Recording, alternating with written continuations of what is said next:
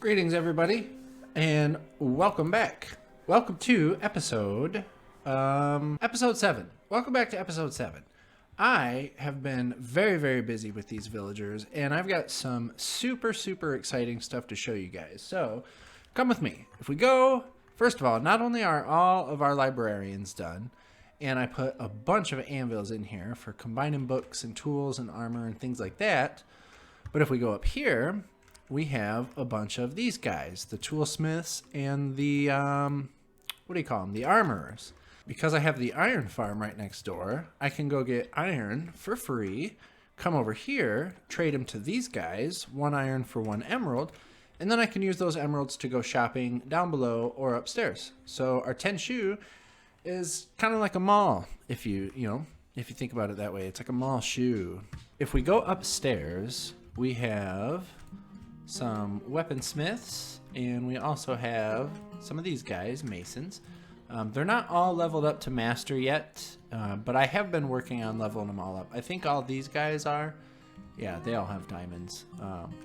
All the librarians are not, but a good amount of them are. This top floor here, so this one's kind of a mixture. We've got 3 farmers, we've got 3 these guys, what do you call them? Shepherds, and 3 cartographers, but then over here we have 1 cleric, 1 butcher, and 1 fisherman, just because I wanted a little bit of a variation. I think there's only 2 villagers that I don't have. I don't think I have a Fletcher, sorry Mints, and I don't think I have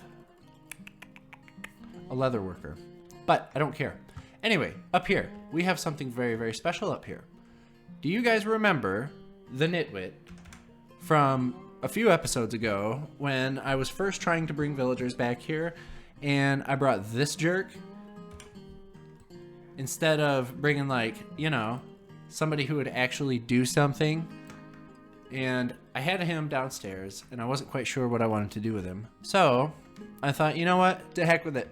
He's gonna live at the top of the Tenshu. This is where he's gonna spend the rest of his days, and it's not such a bad life. He's got plenty of books. He's got a cool little moose on the wall. He's got a nice big old bed, big old comfy looking bed over here. And I'm just gonna jump on it because. And a couple desks, that's about it. Some windows, he can look outside if he wants. He's got some barrels for his stuff. And he lives up here now. So you're welcome, Nitwit. I thought about just offing you with my sword, but I decided this will be your fate. And what keeps him up here is actually kind of clever. This trapdoor right here, he can't get down because this isn't 2 full blocks. So, pretty cool. That is the Tenshu. You'll have to let me know what you guys think. I absolutely love it. These guys were such a pain in the butt to deal with, but now that it's done and I've got all this here, it works so good for getting emeralds, so good for getting books, levels. I'm level 56 right now, which is like, I'm pretty sure that's higher than any level I've ever been in Minecraft. I don't know for sure, but I think. Let's just sleep real quick. Oh yeah, I got one more thing to show you. Come check this out. I've been working on walls. I'm not quite sure if I like this design, if this is gonna be the final design or not, but I've been putting them in around the compound. I've got the gate in here, kind of a cool little gate design. I think I do like that a little bit. And then up here, we've got another wall there and another wall there, just so now the courtyard is fully enclosed, and the only thing left we really have to do is kind of texture this up, decorate that up a little bit, and some of the surroundings, add some atmosphere, and then this place will be done. But that's not the point of today's episode. For today's episode, we are going to be doing something a little bit different. While the Tenshu is complete, our trading plans are not. There are a few more things that I would like to have and have automated to make our lives a little bit easier. I want a sugarcane farm, and I want automatic crop farms. I want one for wheat, beetroot, carrots, and potatoes. I think those are the 4 that you can do, and we're gonna put those down below. So if we go down here, what we're gonna do is we're gonna pretty much flatten all this out. I think we'll do our crop farms over there somewhere. We might expand our storage underneath here, so I'll leave this space kind of blank for now underneath the barrels there. Where are they at? Right there. Those are the barrels for the starter house. That's our storage. And, ooh, another kitty. I got a kitty, by the way. So these farms won't be like mega like world ending ultimate farms by any means. But hopefully there'll be enough to suit our needs for what we need for trading. So what I think I'm going to do is send you guys over to a time lapse of me doing some digging, maybe some mapping out, and getting this place ready to start getting some farms in down here. So getting this cleared out down here really helped me see kind of how much room we have and what I'm going to end up putting where. The one farm I forgot to mention earlier was a bamboo farm that I want to stick under the super smelter by the iron farm. I do think I mentioned it a couple episodes ago that I want to try and link that up to the smelter and use the bamboo for fuel. Speaking of fuel though, I had a ton of coal that I wanted to get rid of, so I towered up as high as I could with it, broke it all back down with my fortune pick, and I used it to fill all the furnaces that I have scattered throughout the base. And then I traded the rest of it to some villagers, some of whom I found out will trade me 1 emerald for 1 bed. So I did some bed bombing in the nether, found 2 pieces of ancient debris, which isn't much, but it's a good start, I felt like. It's time to actually get this thing built and start producing some sugarcane. I don't even think I have enough sugarcane to actually... I don't. I have 11, and I think I need like a stack to actually get this thing going. But we'll get it built, we'll get it to the point where it starts to produce, and then we'll worry about filling it up after that. Per usual, this is not my design of the farm. My brain is far too small to come up with these things on my own, so I turned to the internet for inspiration. And in this case, it came from a YouTube channel by the name of Kmond, and I will have, like the other farms that I built, I will have the link to that video in the description below. Kmond's tutorial was super easy to follow, and this thing came together pretty quickly for me. I think it helps that I was already kind of familiar with pistons and observers. The only thing I really needed help with was the unloading station for the minecart. That's something I would have never been able to figure out on my own. These guys have been spawning down here everywhere. Hiya! Hiya! Hiya! Hiya! Get out of my clubhouse, dude. He didn't even have the password. Try to come up in here. So, this thing has been running for a little while. If you could quiet down, that would be great. Thank you. This thing has been running for a little while, not too terribly long, but if you remember, we started with like 11 sugarcane, and now we've got that filled up with 18 on each side, so 36, and then in here we have another 36 plus a stack. So that's pretty cool. A little over 2 stacks we've got now. And that doesn't even count some of the sugarcane that I took out previously. Spoiler alert, I took a little bit out of the chest already and did some trading with some of my villagers up top, just to get some of them leveled up. But with that farm done, we are not done. We still have a lot to do. There's still a lot of space open behind us. We're not going to fill it all this episode, but I am hoping to get the crop farms in, at least get that done. And then maybe next episode we can do the bamboo farm or something. I don't know yet. We'll see.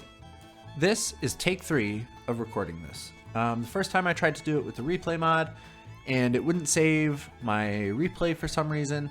And the second time, things got way out of hand with the villager, and now we're here. So what we have is 4 crop fields. We have potatoes, carrots, wheat, and beet. In the middle here, I've made this little pod to receive a villager, and he's surrounded by hoppers and fences and glass. In these surrounding pods, we're going to put 1 villager in each, and then my hope is that when they try to trade with him, all the stuff will fall down into the hoppers and go down into a collection system below where I can take it. Okay, so we will trade with you and lock you in. Yes, I would love a bucket of cod, good sir. And now, if you would be so kind as to carry on your merry way, and please be in the pit. Oh, dang it, he overshot. Okay, that's all right. We can work with this. We can work with this. What we're going to do is we're just going to come over here, guy. Excuse me, buddy. Excuse me, pal. And I'm just going to give you a nudge. Nope, too much nudge. Nudge you back. Nudge you back.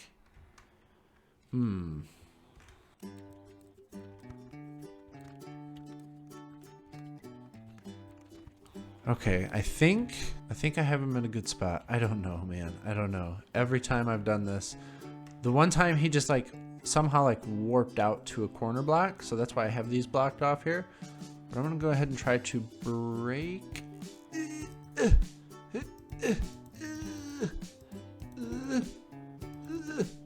Yes. Oh. Yes. He's right where we want him. Oh.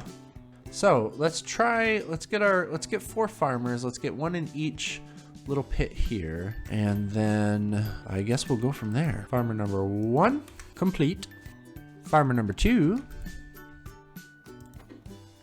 also complete. And farmer number 3. Okay, and last but not least, villager number 4. That was a lot more work than I thought it was gonna be, so I hope it works. I think what I'll do is I'll just get all this mess cleaned up, and then I'm gonna AFK for a little bit. And then I'll check the storage, see if my brain was big or small, and we'll go from there. I'm gonna have to go ahead and give myself a medium brain rating on this one, because it's technically working, but I'm not sure how efficient it is necessarily. The first problem we ran into was the wheat guy was planting carrots. So I've been keeping an eye on it, running through, picking all the carrots as they grew, as I found them, and I've also been showering him with wheat and seeds just to try and replace everything he's got in his inventory, so that he's only planting wheat. And it seems to have worked. Fingers crossed, but it's been a while since I've seen any carrots pop up in there. Other than that, everything I think is working. I don't know, like I said, I'm not sure on the efficiency. I don't know if the guy in the middle is catching any. I don't know if they're all going in the hoppers. I don't know if they're bouncing back off the fences into the dudes. But I know that it is working. I just haven't caught them actually in the act of throwing them back and forth. And this is what's in the chest. So this is how I know it's working. We've got 1 of each. We've got more than 1 of each, but we do have 1 wheat, we have 2 potato, we have 3 carrot, and we have a ton of beetroot for some reason. I don't know what the heck is going on here, but the beetroot dude has been getting down. He's been loving his job. Look, there's more beetroot coming in right now. Look at that. What an animal. Yeah, so I don't know exactly what's going on with the other ones. I don't know if they just grow more slowly than beetroot. I don't know. I don't know what the deal is. I don't know if it's got something to do with the middle dude's inventory. But like I said, they're working. I think maybe these guys also have to have a full inventory, so I don't know if it has anything to do with that, but either way, I'm going to just keep my eye on it for a while, and if I see that it's not producing anything, then I suppose I'll have to do some troubleshooting and figure something out. But other than that, I'm kind of happy with this. This is my design. Well, I don't know. I shouldn't say that. It's probably not my design. Somebody's probably thought of this and done this before and done it more efficiently, but whatever. I came up with this. My brain increased 1 brain point today. We also got that done, but I think that's about it for today. I think that's all we're gonna do. I feel like we got quite a bit done. We got the sugarcane farm done. We got the auto cropper 9000, whatever you want to call it, kind of questionably done. And now we're hanging out up here with the Nitwit. He's our one true friend in this world, been with us since the beginning. We need a name for this guy. If you're still here, for those of you who have stuck around, we need 2 names. We need 1, a name for the Nitwit, and 2, we need a name for this compound, for the castle. I based it off of a couple Japanese castles in real life, Himeji Castle and Castle Matsumoto. And if you're interested, leave me a suggestion. I'd like this place to have a really cool name. So for now, that's all we're gonna do. Next episode, we're probably going to be building some more farms, as well as maybe doing some terraforming around this place. We've got quite a bit of that to do. But for now, and as always, I can't tell you guys enough how much I appreciate you watching. It is super, super awesome to me that there's something that I can create and put out into the world that people enjoy, that people like to watch and people keep coming back for. So thank you guys very, very, very, very much. For now, though, I don't have anything else to say. So I guess bye.